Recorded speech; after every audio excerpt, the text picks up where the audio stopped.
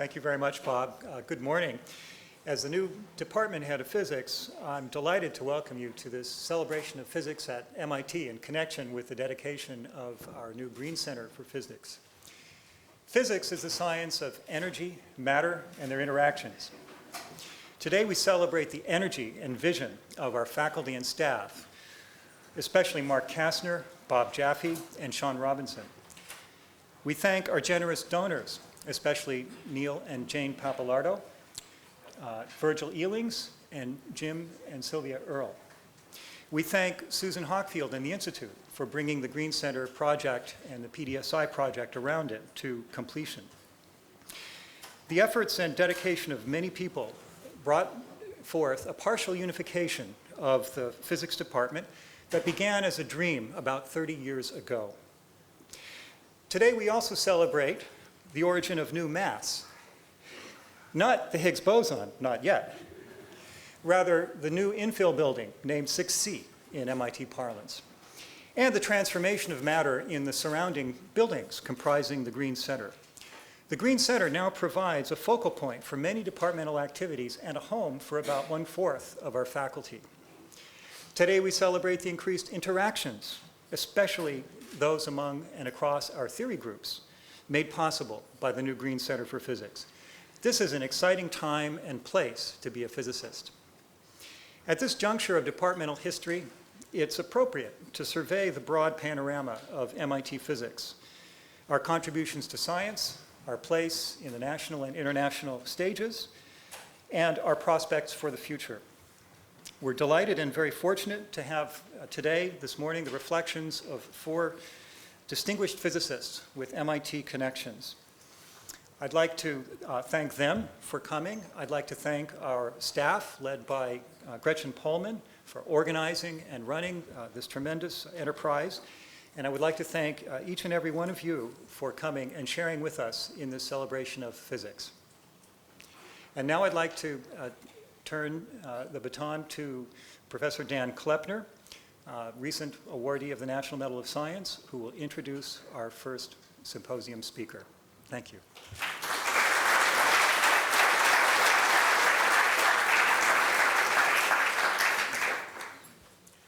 So it's a great pleasure to welcome and introduce Charlie Towns. In the physics community, the name Towns is synonymous with the maser and the laser.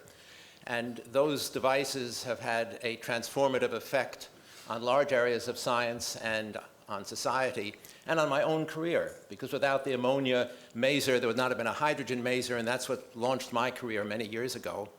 Also, he had a transformative effect in another sense. He was the provost of MIT when I came here, and played a role in my coming to MIT.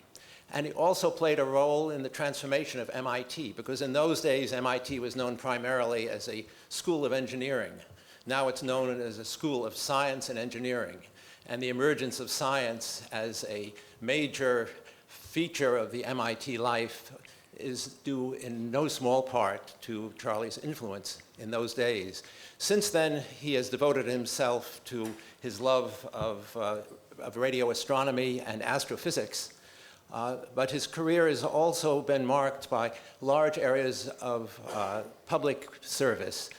He was one of the original officials of the Institute for Defense Analysis. He helped to set up JASON's. Over the years, he has advised the government on innumerable problems for which wisdom and technical knowledge were required. So in my mind and in the mind of people who know him, that Charlie Towns is a role model for what's very best in physics. And we're very pleased that you're here with us today. Charlie.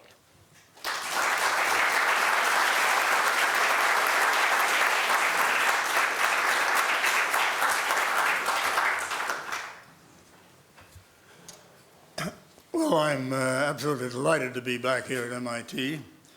It's been a little over 40 years since I was here. And the place has changed some. On the other hand, great memories still with me. And I'm delighted to participate with you in celebrating the Green Center.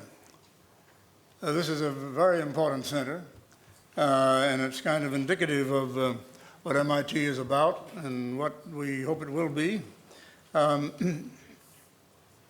It is right in the middle of the campus and bringing together theorists in particle physics, solid state physics, and so on, and hopefully bringing together all of physics together. Now, this is an important aspect of science and of technology. It's an important aspect of MIT. MIT has been great in uniting science and technology. That's extremely important to our society. It's extremely important to the advance of both of those fields, both of those very, very, very broad areas. This center will help continue to strengthen MIT in these important fields. Now, MIT, of course, has already had an enormously important role. I just counted up recently, MIT has had 15 Nobel Prizes on its faculty, many of them in science, a wide variety of fields. And in science and training, it's been just such an outstanding place for our country and for the world.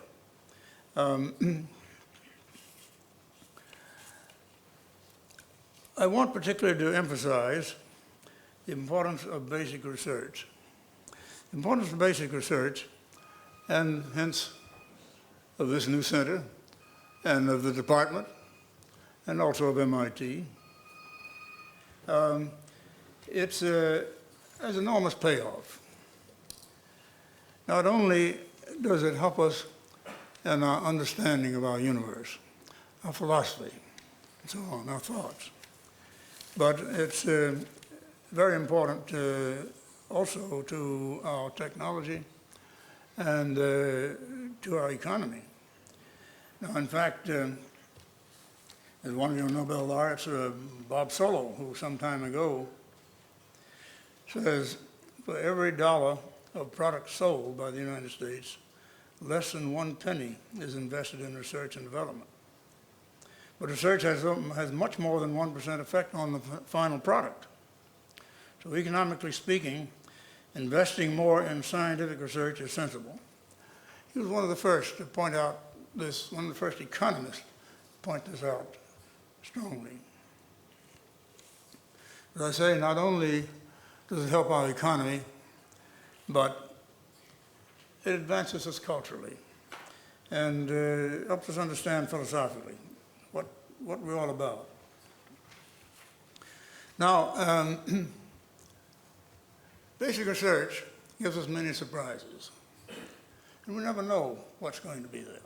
And this is one of the problems, particularly for our politicians and financial people, to know just, well, why is this about basic research? You can't say what it's going to do. That's true, you can't say exactly what it's going to do. But we know historically it's done wonderful things, remarkable things, and they come about suddenly, surprisingly. I just want to mention two technological things, you see, which is just like, well, the technology had come out of basic science, yes. I was at Bell Telephone Laboratories when the transistor was invented, and my friends were Bratton, Bardeen, and Shockley. And Bratton, he was examining the resistance of oxide on copper wires. He was examining that, just studying it. He found a funny effect. He couldn't understand it. Now, this is another example of the importance of interaction between different fields. He went to his friend John Bardeen, who was nearby, and Bell Labs had all these people together, you see. John Bardeen's a theorist. He said, what in the world's going on? And John Bardeen looked at it carefully and thought about it. He said, hey, you've got amplification. You've got amplification. Did you realize that? No, well, for goodness sake. They, of course, patented, and Bill Shockley was another theorist, was right there, and he added some more things to it, and thus came about the transistor. And I just think about what effect the transistors had on us. Just a result of trying to study the oxide, properties of oxide on copper wire, of all things. I might mention also the laser. Now, I was working on microwave spectroscopy, and that was giving a lot of interesting science and getting a very high spectral resolution. I wanted to get higher and higher resolution, but at higher frequencies because there's more spectra at higher frequencies, and I wanted to get down to wavelengths of a millimeter or shorter than a millimeter, down in the infrared if possible.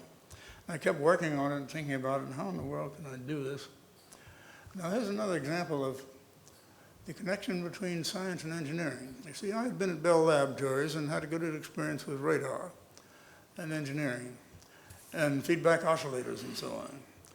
Well, not so many physicists had that kind of experience, but I also, because as a physicist, I knew some quantum mechanics. And I kept thinking about how can we possibly get to shorter wavelengths? I can't build oscillators that small. We can't make them that small with any power in them and so on. Well, of course, molecules and atoms give these high frequencies, but well, you know, you have to heat them up to get high intensity of radiation, and you have to heat them so hot that they'd fall apart. Too bad. And I was sitting on a park bench and said, hey, wait a minute, you know, they don't have to be described by a temperature. We can put them all in the higher state. Oh boy, and I wrote it down, took out an envelope from my pocket and wrote down the equation. Oh, it looks like it'll work. It was very exciting. Well, now, this required feedback, of course, and oscillators. And many of my physicist friends didn't think it was very practical, or it wouldn't work very well. In fact, the chairman of my department said, oh, you stop working on that, you know, that's not going to work, you know it's not going to work, it's a waste of time, wasting the department's money. Well, fortunately I had tenure and I could say, no, I'm going to continue. So it worked. We built the first, which we call the Mesa, was our first thought, well, we'll make it operate in the microwave region, which I knew all about, and I could make it work there first, and then I'd go shorter wavelengths. Getting shorter wavelengths was difficult. With Art Charlotte at Bell Telephone Laboratories, we decided how to get on the short wavelengths and make the laser. Now, when the laser came along again, people thought, well, okay, that's a nice idea, but what good is it? What good is a laser after all? Well, I could foresee some things. And even the Bell Laboratories lawyers who we suggested patent it, they didn't see any point. They said, well, you know, light has never been used for communications. We don't think Bell Laboratories would be interested in patenting it. And so I told Art Charlotte, I'll go back to them and tell them, yes, it can be used for communication. So they said, well, okay, if you show us how to use it for communication, we'll patent it. So on. Well, now you see the resistance to new ideas. We've got to have new ideas, and our society has to be open to them. And that's what you people are doing. And that's what physics is doing. Basic science, new ideas, things that break open new things. And the laser, of course, is a multi-billion-dollar business now. And people said, oh, yeah, it's a nice idea, but what good is it? Well, it turns out to be, it has several uses. In fact, I'm just delighted how useful it is. And now, you may know, one of the very first gas lasers was built by Ollie Javan here at MIT. I came to MIT shortly after that, and Ollie Javan built the very first gas laser, and then went on to nonlinear optics was another new field, nonlinear optics, which also produces a lot of new science and a lot of new technology. Well, the United States has generally done pretty well in science and technology, and the percent of our GDP, which we invest in it, is a little bit larger than the percentage that Europe invests. It's not as large as what Japan invests, a little bit larger than what Europe invests. Nevertheless, we publish somewhat more papers per person in the United States than the Europeans do. And in fact, you want the numbers, we publish 809 papers per year per million people, whereas Europe publishes 639. Japan publishes 569, so we're doing substantially better. And our technological exports, well, let's say our technological exports as a share of total manufactured products, the United States is about 29%, whereas in Europe it's about 20%. So we've been doing well. On the other hand, recently we've been sagging, and I think we must recognize that. And we've got to speed up. we've got to speed up. Europe and Japan, Europe particularly, is getting get ahead of us. For example, the fractional share of publications back about 15 years ago, we were publishing 38%, and Europe was publishing 32%. Now, they're publishing 38%, we're publishing 32%. So we're going downhill compared with Europe. And they're putting more into it. And they recognize the importance of it. And we've got to recognize the importance. We've been so successful at it, I think maybe we're a little overconfident. And I think we must recognize, our public must recognize, and our politicians must recognize, we must all recognize the importance of basic research, the importance of the interaction of different fields. And here MIT is a great place, the interaction in different fields. And your department has many different sections, but I know science and engineering interact here strongly, and that's enormously important. Importance of those interactions, importance of different fields, importance of basic research, importance of new discoveries, unexpected discoveries. And as I say, that's the problem, and we must emphasize that to the public. We must keep giving them examples and so on. We have to keep at it, because it's difficult to say, well, I don't see what's going to come out of this. No, we can't predict what's going to come out of it. But we know historically that a lot of wonderful things do come out of it, and they pay off enormously, enormously. And so we want to keep going. Now, there are also a lot of fascinating new fields, and they're not all new, but fascinating fields in physics these days. Cosmology, just think cosmology, what cosmology is doing. It affects our philosophy, our thinking, and so on. One of my students, Arnold Penzias, was looking, now again, you see surprises. He did a thesis with me looking for hydrogen in interstellar space. He didn't find it. He went to Bell Labs, he kept looking, didn't find it. What did he find? He found radiation from the Big Bang of the origin of the universe. Discovered the origin of the universe, of all things. Now we know it had an origin, which surprised all physicists. It happened only 13 billion years ago. The universe was small, it blew up. Fantastic. And that affects our philosophy and our thinking. So it's cosmology, and cosmology is just a fascinating field now, and there's a lot to be learned. Then there's nanoscience and nanotechnology. The very big and the very small, these exciting fields. Biophysics is a great field now. And then there's so many puzzles. Dark matter. The great majority of the matter in the universe, we don't know what in the world it is. 95% of the universe, we don't know what in the world it is. Dark matter and dark energy. What is it? We can see some of its effects, but we can't really see what in the world it is. What could be less important? Find out what's most of this universe made of? What to do with? And all kinds of new puzzles and new things. How did it begin? The apparent discrepancy between quantum mechanics and relativity. How did matter form, and so on? We go still further and think about free will. How can we possibly have free will? So all kinds of fascinating and puzzling problems for us. Well, I want to finish by thanking very much the Greens and the other people who've contributed to this great establishment. Congratulations to all of you for the new building, and very best wishes to MIT, for personnel, the students, and for its new scientific insights. Thank you.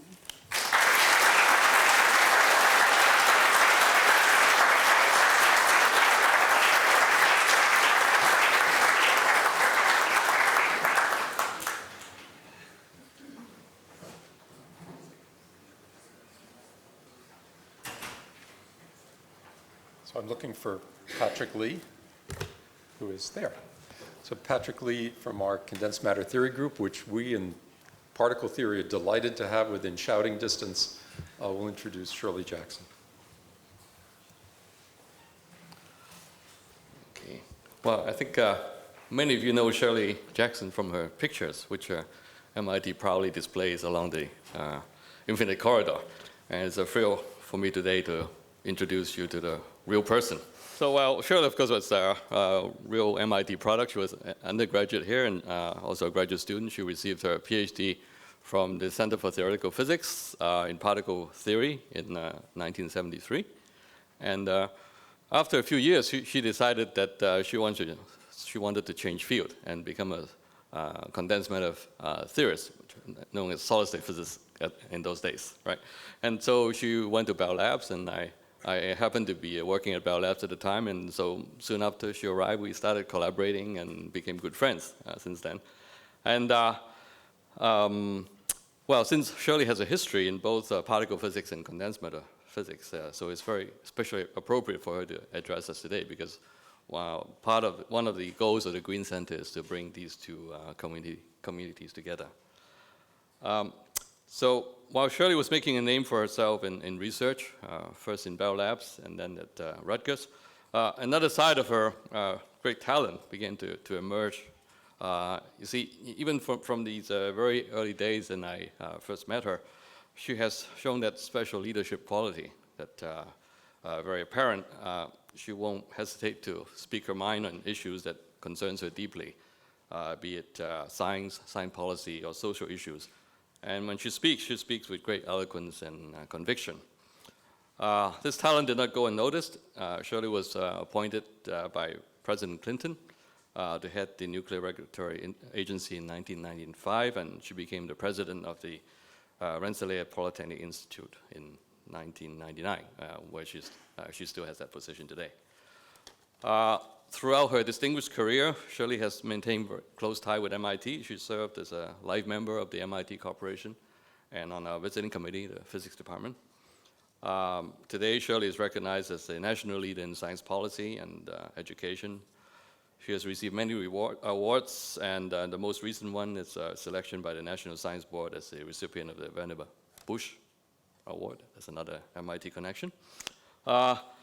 For, quote, a lifetime of achievement in science, scientific research, education, and senior statesman-like contribution to public policy, unquote. So let us welcome Shirley Jackson. She's going to speak to us on science, the endless frontier, the continuing relevance of Vannevar Busch.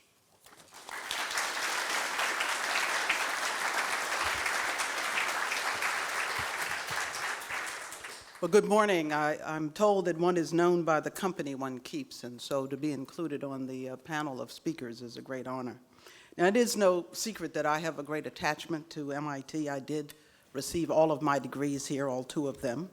I spent the formative years of my young adulthood here, and as a life member of the corporation, the MIT Corporation, I get to help steward the university today. So my reverence for MIT is profound and strong.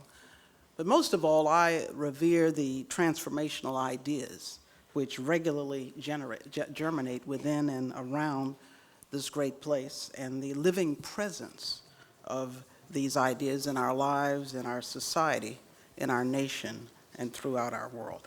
Now, may I say, as we celebrate the opening of the MIT Green Center for Physics, these ideas cannot but better germinate with the inspired design and building adaptation achieved here. I must say, when your new chair talked about the idea of being around for 30 years, I remember that. And creating a core center for the study of physics, particularly uniting condensed matter theory with particle and nuclear theory, strengthens the academic community and importantly strengthens the physics department and fosters a productive cross-fertilization of ideas. Needless to say, it is also considerably more convenient for students and faculty and easier to administer. Now, I'm delighted to be at this dedication because Cecil Green, of course, was an MIT alumnus, a life member of the MIT Corporation, and great benefactor.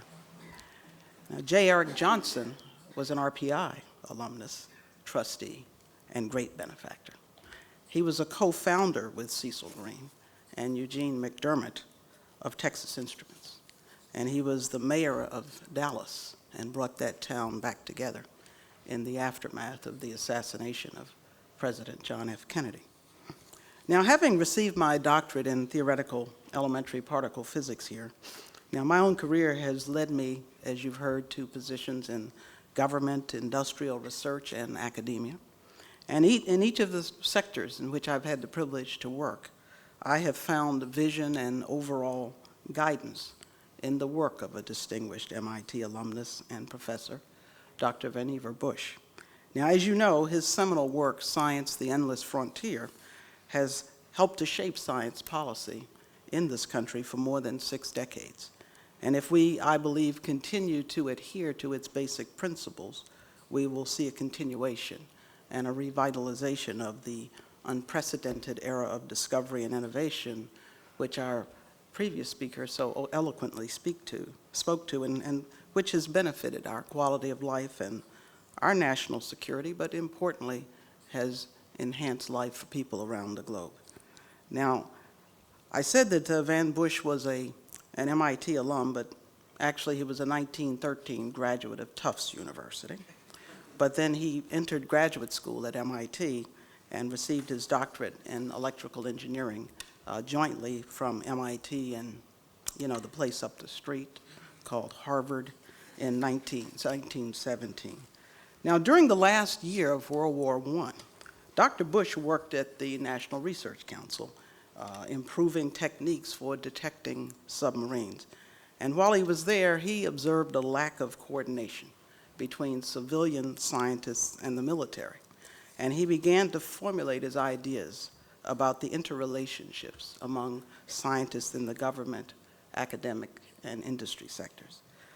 And later, he returned here to MIT, joining the Department of Electrical Engineering as a professor, where he was from 1923 to 1932, becoming vice president and dean of engineering from 1932 through 1938. And while here, he built a mechanical analog computer designed to solve differential equations with as many as 18 variables, using wheel and disc mechanisms to perform the integration. This was before the invention of discovery of the transistor effect and the invention of other things. Now, one of his grad students was Claude Shannon, and another, Frederick Terman, who was instrumental in the genesis of Silicon Valley. Now, in 1939, Dr. Busch assumed the presidency of the Carnegie Institution of Washington, which supported intramural research and awarded scientific research grants to researchers at other places. And subsequently, he held a series of federal scientific research titles. Now, throughout much of the 19th century, I have to tell you, federally sponsored scientific research had been centered at federal establishments, such as the Smithsonian Institution, the U.S. Geological Survey, and a network of agricultural experiment stations established by the 1887 Hatch Act, and was charged with conducting research to improve American agriculture. Now, scientists at universities, on the other hand, were involved in advanced scientific research funded primarily by private donors, philanthropic foundations, state legislatures, and, of course, student tuitions. Now, during the period between World Wars I and II, the science community expressed skepticism, even some antagonism, toward the concept of federal funding. Their experience of conducting research within a university environment fostered their allegiance to academic freedom. And they feared that government funding might lead to government control and the relinquishment of intellectual freedom. But singular events shift paradigms. And World War II was really a war of science and technology in which military strategy and technology developed in tandem. And with the war's onset, Dr. Busch convinced President Franklin D. Roosevelt that the United States needed an all-out mobilization for defense based on collaborative scientific research among the different sectors. Science was mobilized under civilian control to assist with strategy and to develop technological measures to improve Allied tactics and effectiveness. Scientists evaluated military problems and developed devices and weapons to resolve these problems and to oppose enemy tactics. Let me just tell you about one, because it says something, actually, about the ingenuity of people in those days before quantum science came to be. The German V-1, or what was known as the buzz bomb, powered by an Argus pulse jet, terrorized and devastated London. And this first guided missile used a simple autopilot, which was really a weighted pendulum, to provide fore and aft attitude measurements to control pitch, and it was damped and stabilized by a gyromagnetic compass. Now, a countdown timer on the nose, driven by a vane anemometer, was set according to prevailing wind conditions to reach 0 upon arrival at the target. But these were effective as area bombs, and the characteristic buzzing, which ceased moments before these bombs struck and exploded, terrorized and psychologically demoralized the people in London. Now, Allied countermeasures included anti-aircraft fire, but the V-1's speed and altitude were more than the rate of traverse of the standard British, what was called QF 3.7-inch mobile gun.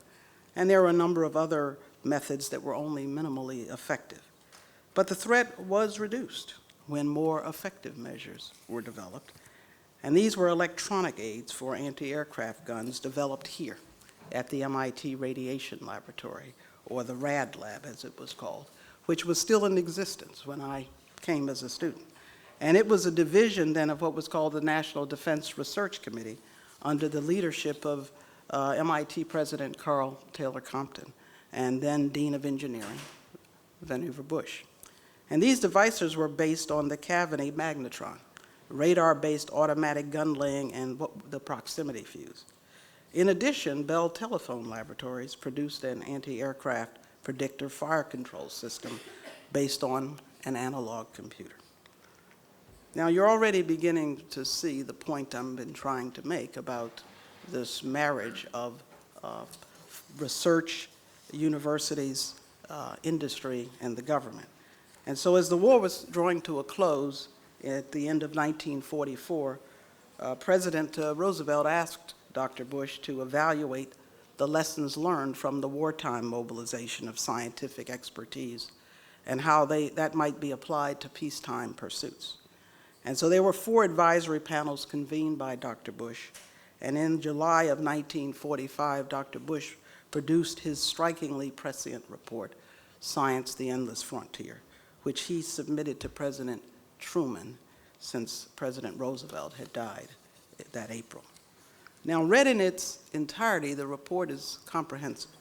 It sets forth a national intellectual roadmap focused on science, but what most people didn't realize, in balance with other national need for high ability in the humanities, the social sciences, and studies essential to national well-being. And it is a science policy model for knowledge creation and application, encompassing the elements required for innovation, a blueprint for a new area of science. And the fundamental principles of Dr. Busch's report are simple. First, that the results of scientific research could be adapted readily to shifting national needs and could accelerate the pace of innovation, assisting not only in national security, but importantly in medical advance, economic growth, quality of life, and overall societal benefit. And Dr. Towns has told you some of the outcomes. Now, Science, the Endless Frontier set forth 2 important dicta. One posits that basic science is performed without thought of practical use to derive fundamental understanding. A second offers that basic research discoveries will be converted and can be converted to become powerful drivers of technological innovation. Now, the report's release made front-page headlines in the New York Times. Now, do you think that would happen today? It probably wouldn't, but the results that report drove have been dramatic and enduring. In 1935, the federal government contributed only about 0.35% of national income for research and development. By 1962, that investment had risen to more than 3.3% of national income, an increase of nearly 10 orders of magnitude. And since the issuance of the Busch Report in 1945, a science policy infrastructure has developed more or less in line with Dr. Busch's concepts and a science funding apparatus. Now, there have been several differing yet identifiable periods, in the decades since then that have affected science and reflect global events and U.S. interests and concerns. The first, of course, was the Cold War period immediately after World War II, and this period was characterized by a robust investment in defense, space, and nuclear energy research, and that is where the genesis of high-energy physics really came. And a concomitant vigorous support for students in science and engineering and mathematics to pursue studies in higher education and beyond. Now, a second period took place during the Great Society program under President Lyndon B. Johnson. But it wasn't a great period for science because it was characterized by a dip in support for basic research. And instead, funding was focused largely on social priorities and public sector needs. There was one area where research support did increase, and that was for social and behavioral science. Now, a third period developed in the mid-1970s when there was an increased interest in national economic competitiveness, and that was because of Japan, because there were questions as to whether the U.S. could compete seriously in engineering and manufacturing. And after the 1973 world oil crisis, Japan itself invested heavily in conservation and in reducing oil dependence, and at the same time enhanced its productivity. Advances in microcircuitry and semiconductors led to new growth industries in consumer electronics and computers. The net result, expanded knowledge-intensive and service industries. But U.S. concern over global competitiveness, however, was short-lived when Japanese economic growth slowed. So today, the context of the Vannevar Busch paradigm has shifted somewhat. And there is a greater call for public accountability, less discretionary funding, and a narrower focus on short-term outcomes. Federal investment in scientific research has been shrinking, driven by concern over big government, limits on federal spending, the federal deficit and its growth, as well as more confidence in market-driven private sector research. Now, the AAAS, of which I was president in 2004, the American Association for the Advancement of Science, estimates that overall federal science research spending has declined by half as a percentage of GDP since 1970. Now, 50 years ago this week, I think, in fact, 50 years ago yesterday, we met the challenge of the Soviet launch of Sputnik by employing elements of Dr. Busch's paradigm in much the same way we did to win World War II. With the breakup of the former Soviet Union, however, there's no longer a Cold War with imminent thermonuclear standoff. There are other nuclear threats, however. And the interesting thing is that the outcome of wars fought since that time have been determined less by opponents' advanced technology, but as much by cultural and other factors, often beyond the scope of science and technology. And so today, 50 years after Sputnik, we sit with a need to focus on another great global challenge, energy security and sustainability. And I believe it is the space race of this century. We are in a race against time, as we were then. Success requires multiple sector collaboration, as it did then, but it requires a base rooted in fundamental research with no product in mind. But research always seeds new ideas, leading to yet unknown advances. And research, we should not forget, is important in its own right. But this will require rejuvenation on a massive scale. of the university government industry mobilization in basic research and education, which powered our efforts in World War II and beyond. Now, there was a recent law passed called the America Competes Act that a number of different groups worked to have enacted, and I was part of one of those, actually two of those, one of them being a National Academies panel, whose report was entitled Rising Above the Gathering Storm. And the legislation that was signed into law supports a comprehensive strategy to keep America innovative and competitive and focuses on K through 12 through higher education, but with a particular focus on energy. Now, I'm not going to spend the time to tell you everything that it is about, but it does authorize strong increases for the NSF, as well as for other federal funding agencies. But the elements of the act really barely scratch the surface. But to the degree that appropriations meet authorization levels, it will begin to refresh the compact, to rejuvenate its strength and to develop more of you, new generations of scientists and engineers. And today, Dr. Busch's model of multi-sector collaboration is being realized not only at the federal level, but increasingly in regional initiatives and at state levels as well.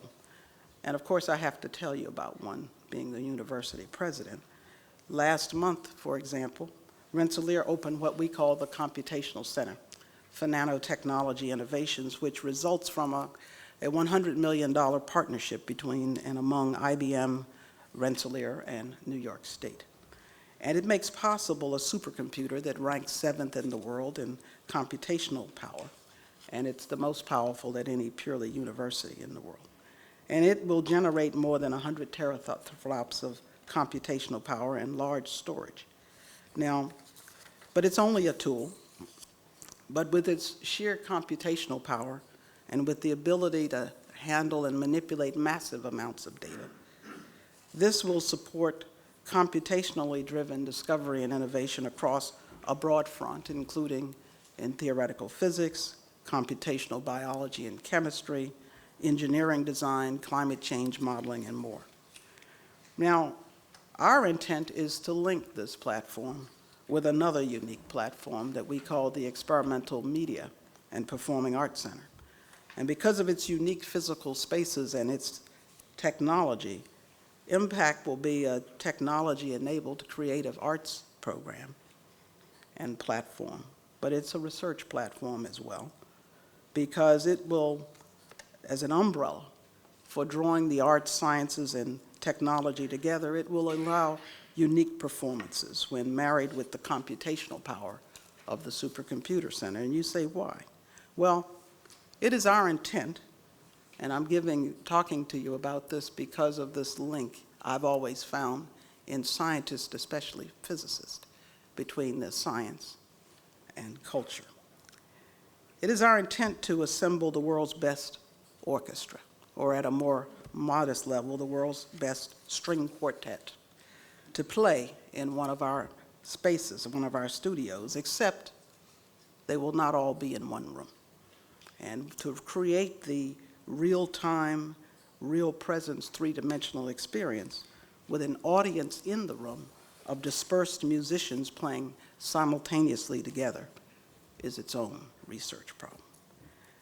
Now, but why did I spend the time to talk to you about this? Because this is about the Green Center for Physics.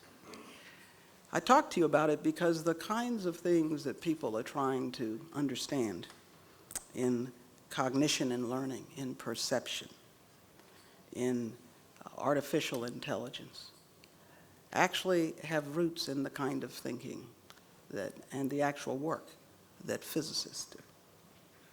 Why did I spend the time to talk about Dr. Vannevar Busch at this symposium celebrating the new Green Center for Physics?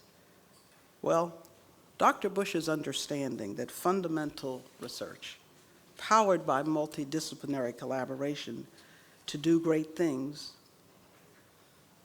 is being played out here today in the Green Center as you draw multiple subdisciplines of physics together in one space. And I can always remember, I sat in this room for many lectures, by the way. I always sat where the gentleman in the yellow shirt sat, the middle seat of the second row, so I could look the professor in the eye. But he usually didn't pay that much attention to me. He was busy writing his equations on the board. But the real message is that, you know, one is always true to one's roots. And drawing disciplines together and subdisciplines still, I think, is a paradigm for the advance of science. I also chose to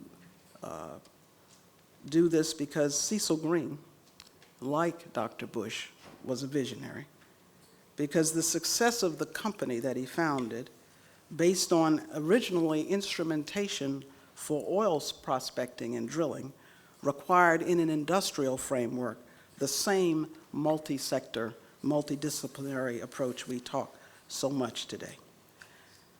But let me just close by telling you a little bit about my physics experience here at MIT.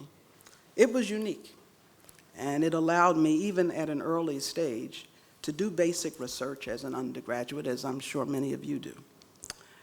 But even then, I was a bit of a contrarian who reached into other fields, in my case, material science and engineering, to combine the thinking in those arenas with physics to do my bachelor's thesis, which was on tunneling density of states in superconducting niobium titanium alloys. And I remember one of my physics professors saying to me, well, you know, you've done pretty well here. In fact, you've done well enough to go to grad school here, but why solid state physics, right? You know, if you wanted to do, nuclear physics or elementary particle physics, this would be a great place for you. Well, stupid me, I stayed here anyway. But I did concentrate in particle theory for my PhD. But I switched later to condensed matter theory when I had the chance, of course, to work at Bell Labs with great physicists like Patrick Lee and Morris Rice, who were my mentors when I first went to Bell Labs. But my physics experience at MIT has enabled me to do basic research in elementary particle theory at Fermilab and CERN, to do condensed matter theory at Bell Labs. And in those days, they'd hire you if you were smart enough, even if you weren't, trained in condensed matter physics. And there I spent time studying the electronic and optical properties of two-dimensional systems, starting with charge density waves in layered transition metal dichalcogenides, and moving on from there.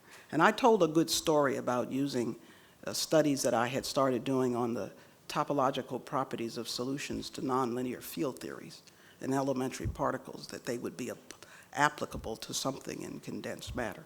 And it turns out that in that problem I worked on with Patrick and with Morris Rice, we actually did discover a topological structure that controlled the thermodynamics of the charge density wave system. But I also have been able to do science-based regulation and to help develop national and global safety policy as chairman of the U.S. Nuclear Regulatory Commission, which likewise enabled me to form an International Nuclear Regulators Association, which drew together the chief and heads of regulatory bodies in Canada, France, Germany, Japan, Spain, Sweden, the UK, and the US to work together to try to improve the global safety network and to work with countries of the newly independent states of the former Soviet Union to improve their safety and safety culture. Now, I must confess to feeling a little as though I have shadowed Dr. Busch all my life. Now, we share the MIT experience, but my career path through my positions in government, industry, research, and academia parallels the essential elements of his life. Dr. Busch became a life member of the MIT Corporation, as am I, and a regent of the Smithsonian Institution, as am I. But the real privilege for me was to receive the Vannevar Bush Medal last spring from the National Science Foundation, National Science Board. Now, I did not know where my career would lead as I left MIT at an uncertain time. In fact, when I began graduate school, most of us were told we should kind of give it up, particularly in theoretical physics, but stupid me, I stayed on. And so I left MIT armed with my bachelor's and PhD degrees in physics. And my life and career have unfolded in ways that I could not have predicted. But it has been an exciting journey to this point. And that is the real beauty of an MIT education, of an MIT physics education, which reflects the beauty of physics itself. Thank you for inviting me.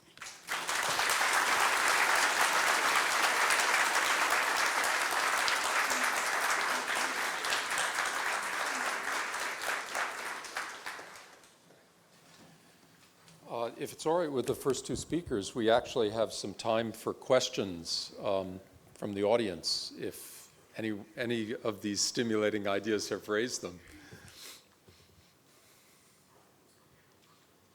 Shirley, Virgil. Well, Professor Towns mentioned three things, I think, the maser, the transistor, and radiation. All of which were not ideas. They were actually people with their eyes open, just seeing something different than what they thought. How do you educate people to see things different than what they think they're doing? Well, I think that's what MIT should be doing, and I think it is doing. To keep your eyes open, to look, explore, think about things, explore, try out new things, and so on. Open-mindedness. How to do this? I don't know. Every professor has to measure his own ways. I remember Moskauer saying once, I know other people have seen this, they just don't believe it. Something in that, yeah. That's right. Well, I'd like to comment on that if I could. I think MIT has a unique way of educating students because it actually challenges them. Things are not textbook-based, even in traditional courses. And it certainly allows students to explore open-ended problems through research. And I think what one really does is one does not create creativity, one nurtures it. And I think that's what the education here is all about. Students should not necessarily believe their professors. Question? It's very hard to convince students that they should tell their professors they're wrong, but that's the first step. Other questions? Anybody want to raise a point? Okay, well, I have a question principally directed at Shirley, but anybody can answer this, I think. Shirley, you painted a picture of a time when government interaction with basic science was very optimistic, and the collaboration that grew out of that was incredibly productive. Many of us feel like in the present generation we live in some kind of world that is a fantasy creation, where the government speaks openly in political discussions about science, contradicting the basic laws of science and ignoring the advice of good scientists. Do you have any advice about where we went wrong and how to solve that problem?